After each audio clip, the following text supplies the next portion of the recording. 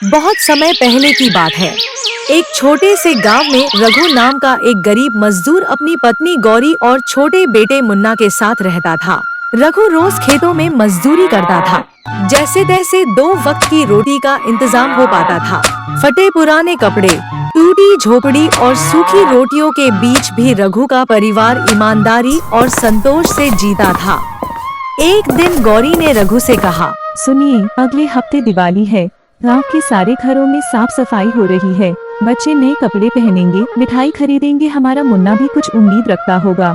रघु ने गहरी सांस ली। उसकी आंखों में उदासी उतर आई।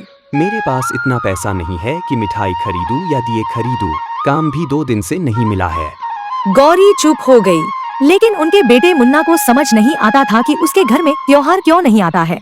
मुन्ना रोज अपने दोस्तों को देखता, कोई पटाखे लाता, कोई नए कपड़े पहनता, कोई मिठाई बांटता। वह घर आकर माँ से मासूमियत से पूछता, हम भी दिए जलाएंगे ना?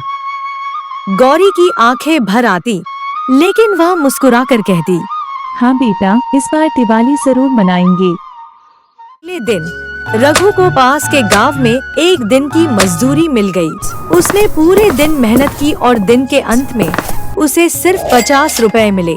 वह जानता था इतने पैसों से न तो मिठाई आएगी न कपड़े।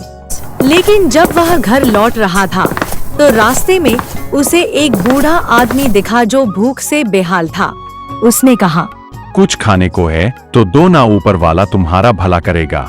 रघु का दिल पसीज गया। उसने अपनी कमाई में से 20 रुपए निकालकर बूढ़े को खाने के लिए दे दिए। घर पहुंचा तो गौरी ने पूछा, क्या कुछ भी मिला काम? रघु ने मुस्कुरा कर कहा, एक गांव में काम मिला था, लेकिन बस 50 दिए थे, लेकिन किसी की भूख मिटा दी। शायद यही हमारी लक्ष्मी माता को बुला ले। दिवाली की रात आई। पूरे गांव में रोशनी थी, लेकिन रघु का घर अंधेरे में था।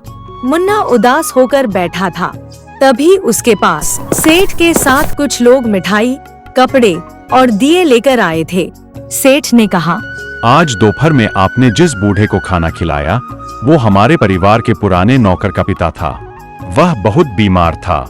आपकी मदद से वह बच गया। उन्होंने हमें आपके बारे में बताया। आपने बिना कुछ मांगे जो किया वही सच्ची पूजा है। गौरी और रघु की आंखों में आंसू आ गए।